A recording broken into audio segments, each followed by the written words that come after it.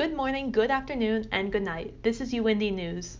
Our story today is over the Jacksonville Landing shooting. On Sunday, August 26th, 24-year-old David Katz opened fire in the GLHF gaming bar in Jacksonville, Florida, during a Madden gaming tournament.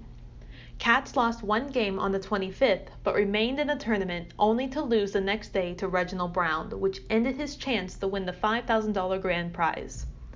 It was said that Katz then left the building before returning a few minutes later. The game bar where the tournament was being held was in the back of a restaurant with over 150 people crammed into it. Once he entered the building again, Katz purposefully made his way calmly through the crowded restaurant to the bar in the back, where he approached gamer Elijah Clayton, who was in the live streaming game booth, which was being watched live by thousands of online viewers. It was then that Katz drew his gun and began opening fire on the gamers. In the chaos and smoke in the room, 9 gamers were injured by Katz and 2 were killed before Katz turned the gun on himself. With us, we have Robin Wannell for her take on what she thinks about the shooting and what it could mean for gaming events like this one in the future. Hi, Robin. Thanks for joining us.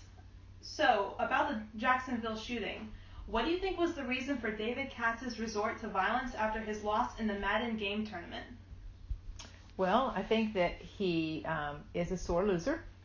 I think that he didn't like to lose, of course, and that's the way he took out the way he felt. But I also think that we cannot look at it without considering some mental health issues somewhere.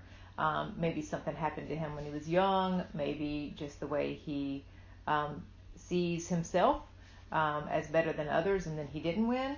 But I think it has a lot to do with mental health, and then just the fact that he doesn't know how to process the fact that he did not win. Do you think there will be any changes to upcoming gaming tournaments in the future?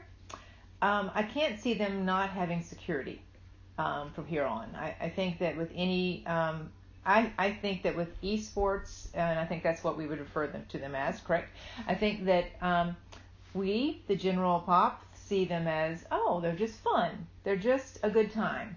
Well, they are, but I think that because of what's happened, I think that security will definitely be beefed up, and everyone, just as almost any sporting event nowadays, esports will be the same. Do you think this will affect the view people have on the gaming and gaming communities?